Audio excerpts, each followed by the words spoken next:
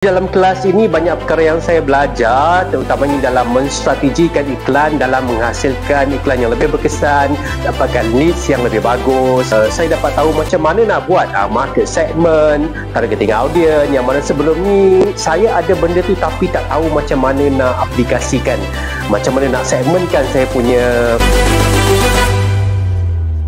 Hai semua, saya Mazlan dari Letterpad Stylist Academy. Saya telah menyertai kelas daripada Tuan Farid Ghazali yang mana banyak perkara telah saya belajar, terutamanya sebelum ni saya dah pandai buat iklan tapi masalahnya iklan semakin mahal dan juga leads pun makin kurang, dan selepas itu of course sales pun makin kurang.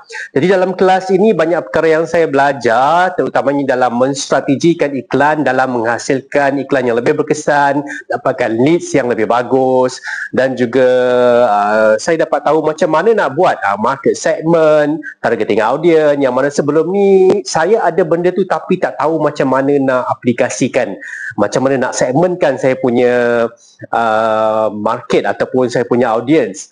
Saya juga belajar macam mana untuk menggunakan 7 jenis puzzle dalam memperkukuhkan iklan ataupun ads yang akan saya lancarkan.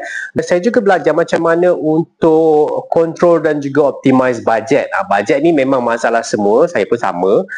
Yang mana kita tak semestinya menggunakan ataupun meletakkan budget yang tinggi terus. Kita kena belajar macam mana untuk kita optimizekan, guna budget yang sikit-sikit dulu, dan kemudian kita boleh kenal pasti yang mana satu iklan yang betul-betul berkesan, dan di situ kita boleh tingkatkan budget. Jadi terima kasih kepada Tuan Farid Ghazali yang mana telah mendedahkan kepada saya ilmu yang sangat berguna dan sampai masa untuk kita praktiskan.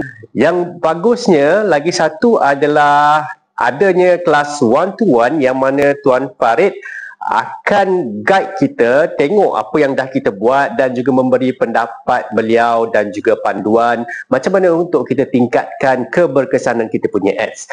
Jadi pada anda sekalian, cepat-cepat sertai kelas Market to Scale ini sebab ianya memang sangat-sangat berbaloi dan juga ini adalah jawapan kepada pencarian yang anda cari selama ini. Terima kasih.